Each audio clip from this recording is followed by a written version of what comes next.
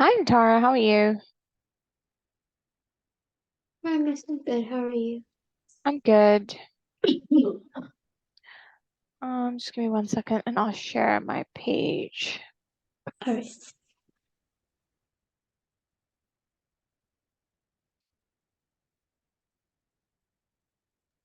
So are we doing poetry or death of a salesman for Death today? of a Salesman. Alright. Just give me a second.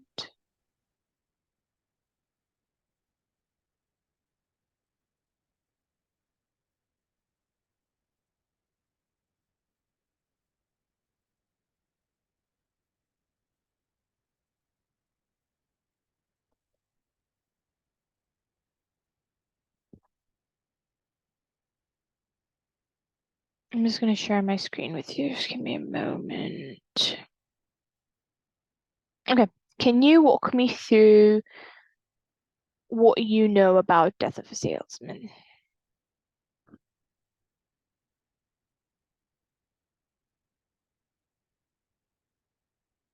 Yeah, it's written in 1949 by Arthur Miller, and it takes place in Brooklyn, New York. Um, Mm-hmm. but it centers Willie Loman and his family. He was a salesman in the past, and he has his two sons, Biff and Happy, and his wife Linda. Mm-hmm. Um, it sort of shows him as a very tragic character. Mm-hmm. Um, like in the beginning, we're introduced to him as like two like rose tinted glasses.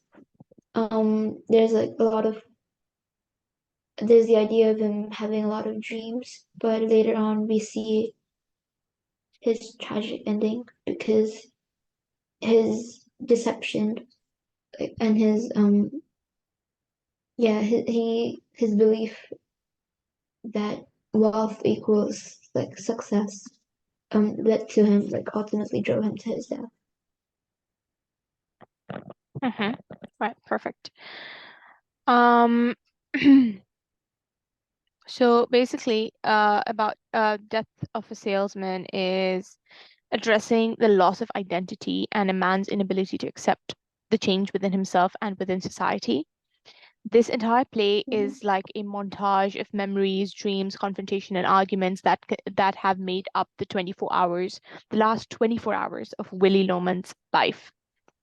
The overall themes of Death of a Salesman include family relationships, the shortcomings of the American dream, the consequences of action, financial well-being, or like social class and whatnot.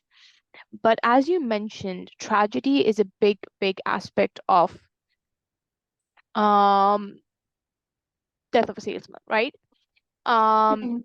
because he spends the entire play unable to accept the fact that he was unsuccessful with attaining the American dream, with obtaining the American dream, and that's why the last 24 hours of his life that we cover in this play are a very tragic story. That's why for today we're covering Death of a Salesman and we're covering the specific aspects of tragedy itself. Okay? Mhm. Yeah. So this is the overview. Death of a Salesman has several aspects that are associated with dramatic tragedy, and one of those main aspects of dramatic tragedy include a flawed hero. So even if you look at the basic tragedies like we have Shakespeare, every Shakespearean tragedy has a flawed hero, right? There's always Mhm. something or the other that's wrong with him and his life, or something that he has to come to terms with. For example, if we look at Hamlet, Hamlet has lost his father suddenly. He's unable to accept the fact that his father's gone all of a sudden. And in order to catch the killer of his father or reveal the killer of his father, he feigns craziness, right? He acts like he's crazy. Mhm. And at the end of the play in Hamlet, we aren't even sure anymore. Is he crazy or is he still acting? Like the lines are so blurred by the end of Hamlet that we don't understand the reality of it. Hamlet is also a self-sabotaging character. He ruins the potential of a love interest. He ruins any family relationships that he has, all in the pursuit of revealing the killer of his father. Are you familiar with Hamlet? Um, I haven't really read it, but yeah, I know Yeah. how it What goes. about Macbeth? Oh yeah, I studied that. Yeah, so Macbeth is a tragedy as well. And what do you know about the main character, Macbeth? Is he flawed? Is he perfect?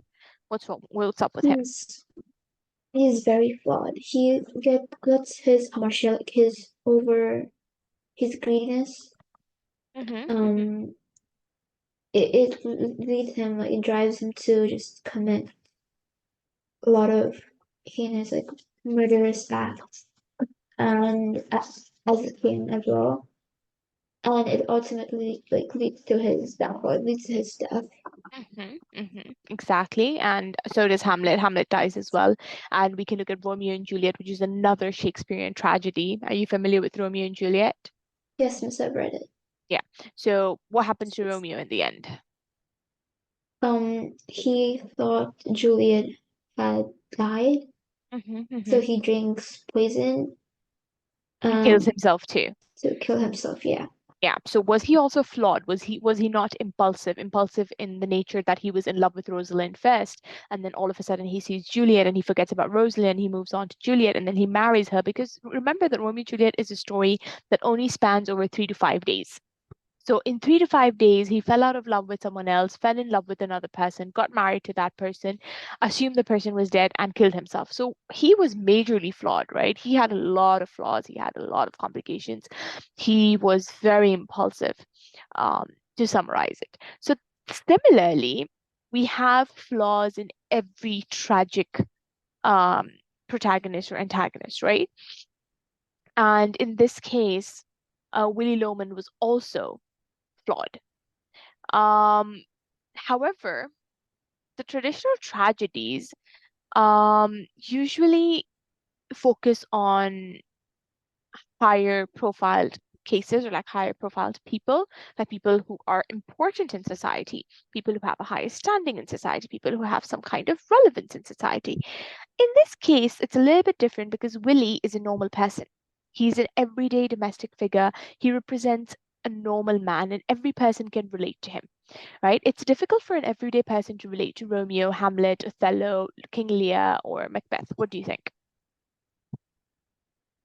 It's like I think Arthur Miller himself said that the normal man is as apt for the subject of a tragedy as kings. Mm-hmm, Like it shows how it can happen to everyone. mm-hmm, mm-hmm. So it's more like relatable, but also more scary because it can happen to everyone. It's more universal that way. It's more relatable, exactly. Like when we look at Macbeth, Hamlet, and all of these other tragedies, it's hard for us to relate to the struggles they're going through because, like Macbeth, we're not greedy for power. We do not want to. We've not recently been promoted from Thane of Glamis to Thane of Cawdor, and we're not, looking for the position of king. Like Hamlet, we weren't the next in line, and suddenly that was taken away from us. With Romeo and Juliet, we were not part of feuding families that were, against each other.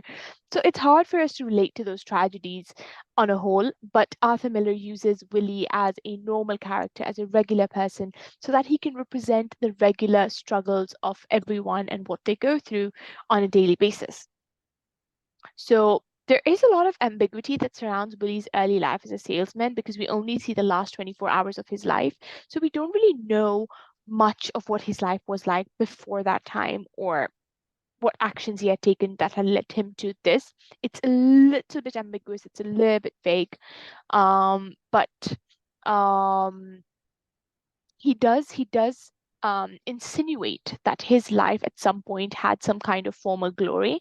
But again, that glory is not going to be at the level of kings and queens. It probably just means that he was at the prime of his age or he was at the prime of his career. Mhm. Okay. Now, most of this play is concerned on the human condition, the mid-20, the pressures of modern living, wanting to survive in life, wanting to feel connected, wanting to make it. And these especially focuses on the salesman career because salesman careers are very, very cutthroat, right? You Are you familiar with what a salesman does or how his Yes, income yes. works? I think they go like either door to door trying to sell stuff. Yeah, so salesmen have a basic salary, okay? For example, let's say that a salesman earns 20,000 a month. That's his basic Mhm. salary. Do you think at this point in time a person can survive on the bare minimum? Think that 20,000 is the bare minimum. Do you think that that's enough for someone to live a comfortable life? No. It's literally going to be a hand to mouth situation, right? Now, the Mhm. salesman, every time they sell an item, whatever it is that they're a salesman of, they get a certain amount of money, a certain amount of interest on top of that item, right? Commission. Yeah, commission, exactly. So that's what makes their salary even higher.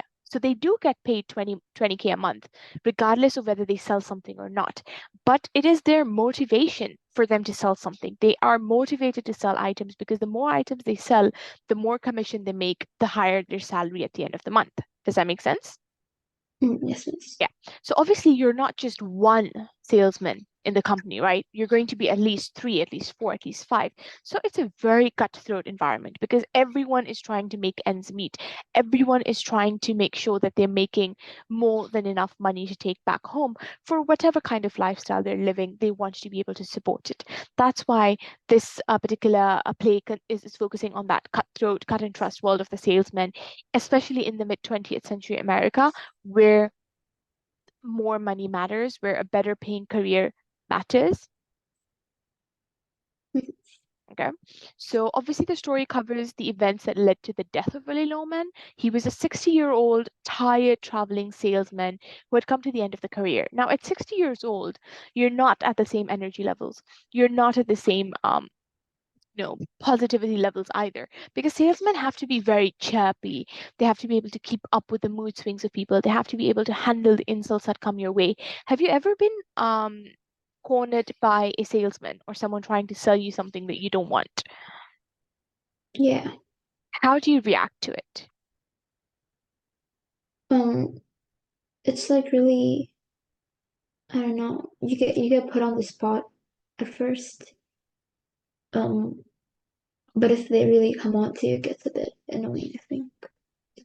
So if they catch you on a good day, right? On a day where you're in a really good mood and they ask you to buy something and you don't want to buy it, you'd politely say, no, thank you, I'm not interested, right? Mm-hmm. Yeah. What if someday you find someone that's really pestering, like someone who's like really, really trying to sell it, and you're just really busy, you have to make it somewhere, you have to go somewhere. Are you going to be thinking about the way you respond to that person, or are you just going to try and get him out of the way in any possible way? You probably want to try and get the person out of the way. Yeah, exactly. You're just gonna be like, I'm sorry, I don't want it. Just leave me alone. I'm Mhm. busy. Can't you see that? You get a little bit rude, you get a little bit abrupt with your responses. If someone is consistently trying to, pester you into buying something and they don't get your message the first time that you're not interested. Now, people at the younger age, or as they're still in the early stages of their career, they still have the patience to deal with the mood swings of customers. They still have the charisma to just, brush it off and walk off, and you just respond back to the client and move on. At 60-year-old man, usually people say the more you age, the the more childish you become, right? So the older you are, you have lack of patience, you have lack of understanding, you want more things your way. That's why we always say that the older generation act like children, or like the elders really act like children, especially once you've passed the 60-year-old gap or like age gap. Um, you become cranky, right? I mean, you've lived your life, you've done everything, you're at a point where you want to relax. Now, at such a point, like, do you, are your grandparents alive? Yes, they are. My Yeah. grandma. Yeah. So how is he? Like how is he on a good day? Like on a day where he's like well rested and all. No, my grandma, she's like usually like okay, but like obviously after they get, you know, Old, they want to relax, right? yeah, but once they're like, um, you cross them, they get more, they react more compared to how a normal person would. Yeah, exactly, because their tolerance is really low at this age, right? They're probably having Mhm. backache, they're probably having like knee ache, their body hurts. They're at an age where they just want to lounge and relax, and our grandparents go through that mood. We see our grandparents in those moods. Like they have good days, days that are well rested and they're really, chirpy. But then there are days where they're really, really like crabby, they're really snappy because they just are feeling pain somewhere and they don't know how to talk about it, or they're just exhausted with how their days are being spent.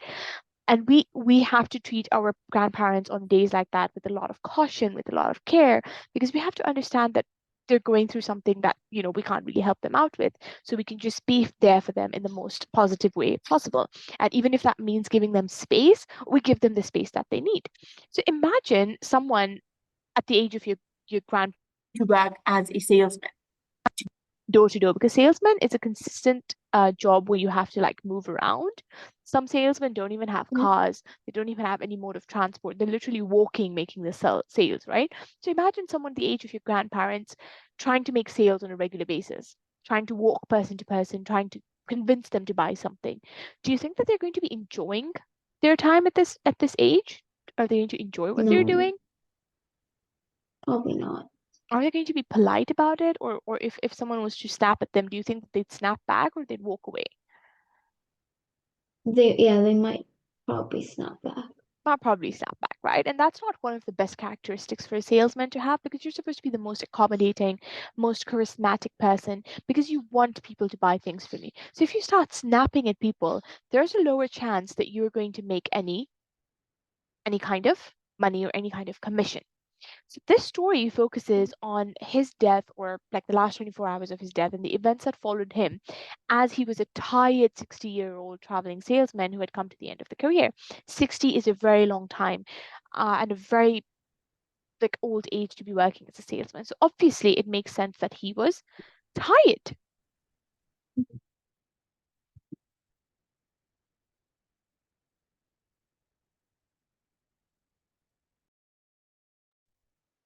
One second.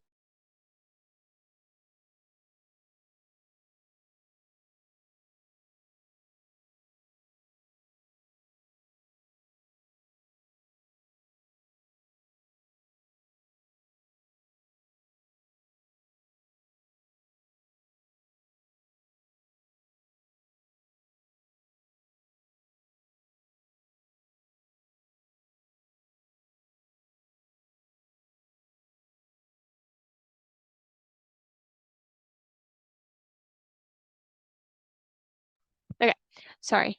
Um, So obviously now we're just looking at the fact that the world that he now operates in does not value who he is as a person. It does not value who he is and his age and everything that he's going through right now, because he's not up to par with the energy and that's what's happening right now in the 20th, mid 20th century, right? He's too old for all of Mhm. it. And he is now forced to confront the fact that he no longer is the salesman that he used to be. He no longer is at the peak of his career, and these are things that he has to come to terms with. And as you age, it becomes harder for people to accept the situation. It's harder for them to accept the reality of the situation, which is what we see in Miller's representation of Willie. And it's something that we all go through at a certain age in our time, right? As we move on from high school to college, there are certain things that we have to accept that we can't do or are not normal for us to do at an age. When we move on from college to young adults, there are certain things that we have to adapt to. When you move on to young adults to like adults, there are other things that you have to come to terms with. So this is a life process that everyone as they age have to come to accept, that certain things move on with certain ages and some things must be left behind. Do you agree? Mhm. Yes. Yeah. So Miller uses a lot of flashbacks and backstories in this play to show us Willie's past actions and how they have been ignoble, and they have created a lot of familial tension, specifically between him and his son, Biff. Are you familiar with the meaning of the word ignoble? Yes, I don't think so, no. It's over here. No, Yeah. miss. So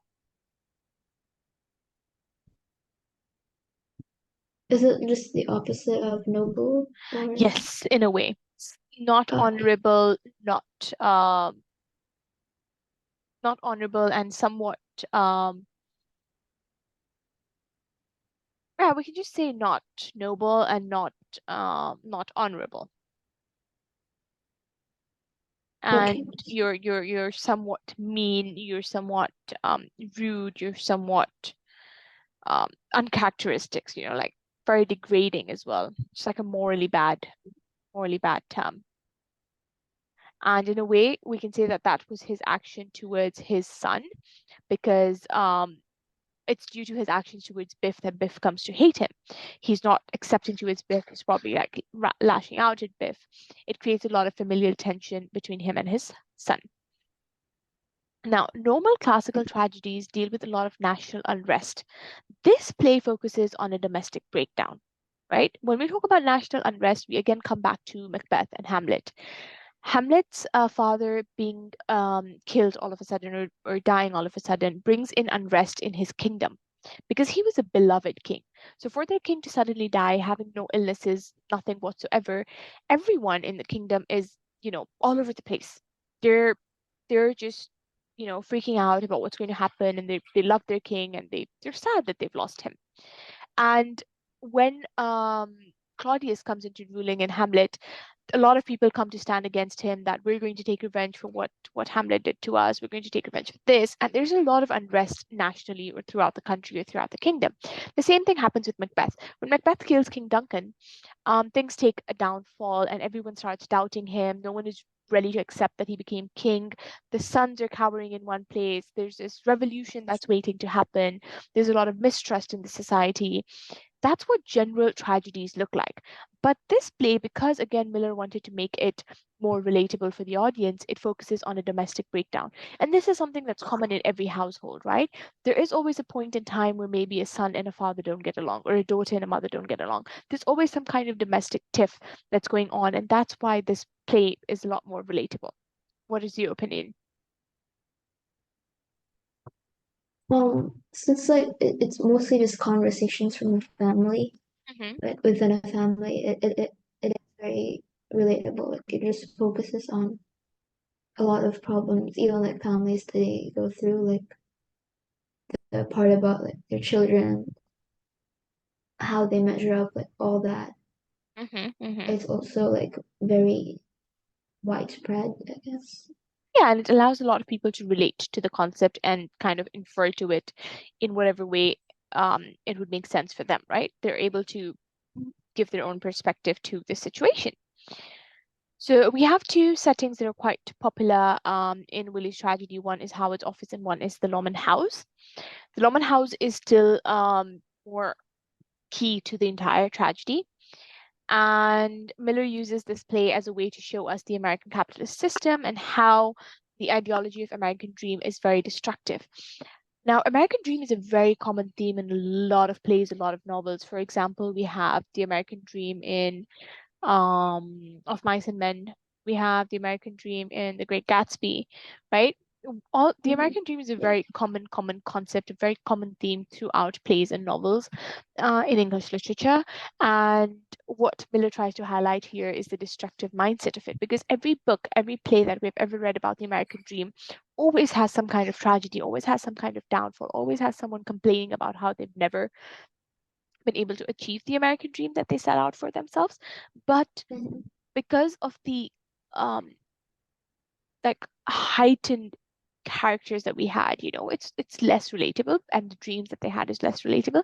Because of Mice and Men focuses of people in the Great Depression and how they wanted to own land at that point in time. It's not something that a lot of people in today's world relate to, because we haven't gone through the Great Depression. We don't know what it felt like. So it's harder for us to come into terms and relate to that.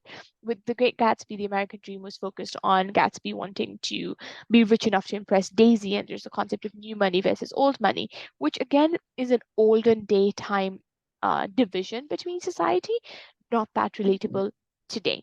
So what Miller tried to do is he tried to destroy the ideology of the American dream and tells us how this is what leads to the downfall of a lot of people or a lot of families in life. Now, Yes. I want us to focus on two characters and what kind of roles they play in the tragedy. Willie Loman being the first one, and Biff, his son, being the second one. So I want you to take a few minutes and just kind of collect your thoughts on the roles that these two characters play in the tragedy. You can make notes on your end, and then we can discuss. All right, Miss. Perfect. Miss, I can do any character. Willie and Biff. Okay.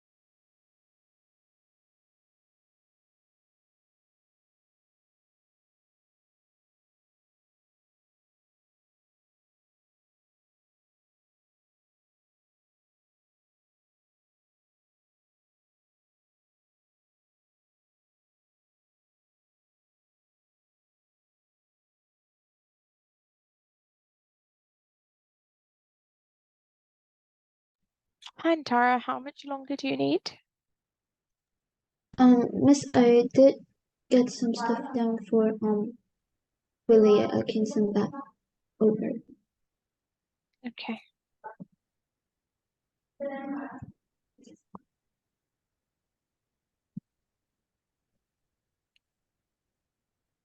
Miss, do I send it in the chat? Yes, please. Alright.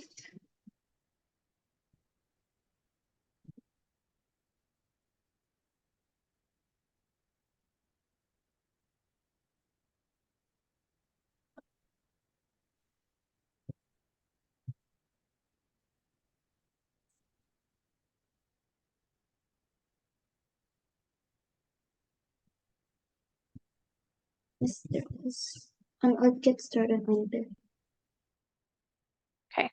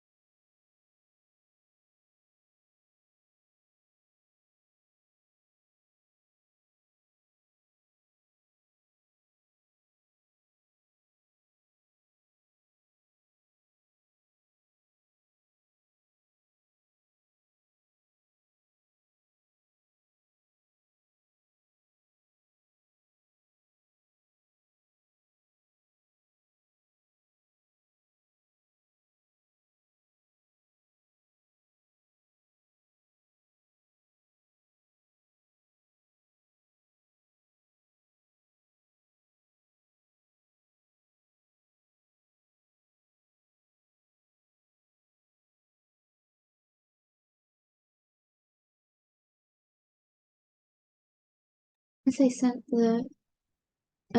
Biff's character sketch as well.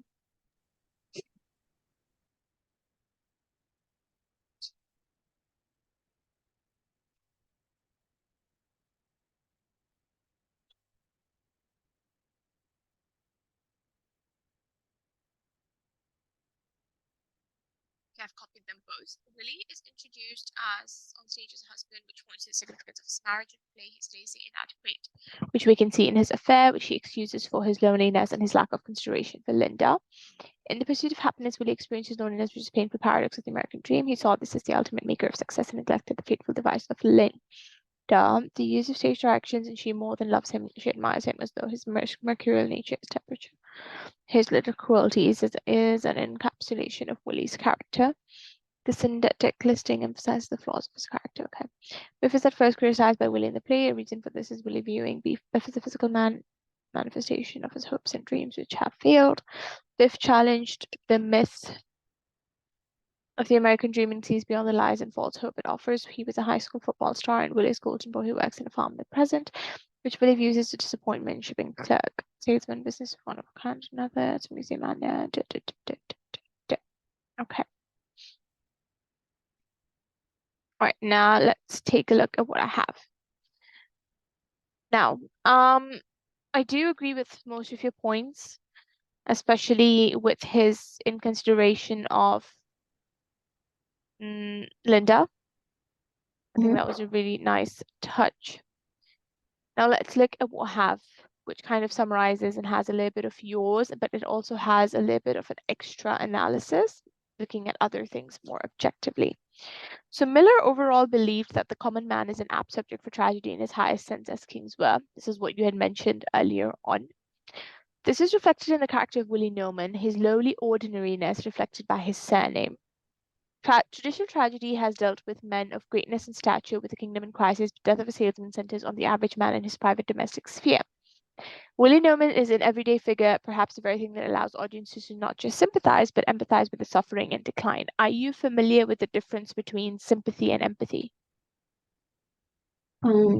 Yeah, sympathy is when you like feel sorry for someone, but empathy is when you're able to like, put yourself in their shoes, I think. So Or empathy yeah. basically, yeah, exactly. So empathy is about putting yourself in the shoes of the other person, reflecting some kind of compassion and understanding. But sympathy is more of like a pity and feeling bad for whatever that person is going through. So this situation has a mix of both. We do sympathize with him, but we empathize with him as well because we're able to put ourselves in his shoes and understand the situation he is in. Despite the fact Mhm. that he is of a low status, he has a lot of traits that we would associate with the classical tragic heroes. Like King Lear is another one of Shakespeare's tragic heroes. He actively collaborates in his downfall, which means he has a tragic flow and never understands the inconsistency of his beliefs. King Lear also consistently refused to back down from his position as a king. Even when he was overthrown from the kingdom, he refused to give up the luxurious nature of being king, all of his servants and whatnot. And even when his daughters tried to help him, he was very stubborn, very adamant on doing things his way, refusing to accept the fact that he's no longer king and how he needed the help of each of his daughters because he was now old as well. He walks away Mhm. from them, he walks away from all the help that they're providing, and it ends up leading to his downfall. Similarly, Willie Newman also refuses to accept any help, he refuses to accept the fact of his situation, and this ends up collaborating in his downfall. On one hand, he wants to be popular and liked, and on the other, he encourages a competitive and unlawful behavior. He has myopia or blindness, which we expect of tragic heroes. So, tragic heroes are innately blind to the things around them. They just want to see things the way they see things, right? Mhm. They don't allow themselves the opinion of other people.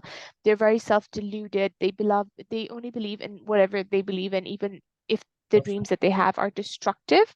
And that's why the character ends up making a lot of mistakes. They take a lot of missteps, miscalculations, and they end up suffering themselves. They end up creating suffering for their family. In the end, obviously Willie Loman dies. He takes his own life. He commits suicide because he realizes that he is insignificant. um Similar, are you familiar with Othello? Othello is another tragedy. Yes, Miss, I think. Oh yeah, I read that as well. Yeah. So even though Othello is known to be a very good person, a very good-hearted person, a very good-natured person, there are a lot of insecurities that he has because he was a black man in a white world. And no matter how much he was valued in society, if someone told him, like Iago, his enemy, told him that Desdemona was cheating on him and Cassio was trying to take away his wife, he falls into the lives of this person because of the insecurities that he had. He did not see himself for the great person that he was. He did not see himself for the valuable asset he was to the king. Instead, he falls for the insecurities and ends up dying at the end of the play as well. And at the Mm-hmm. end of the day, Miller's kind of dramatizes Willie's failure and his despair and creates this sadness within the atmosphere of the audience.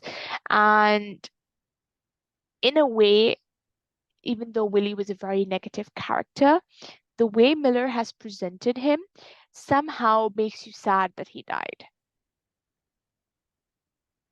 Right? Mm-hmm. Is that how you felt at the end?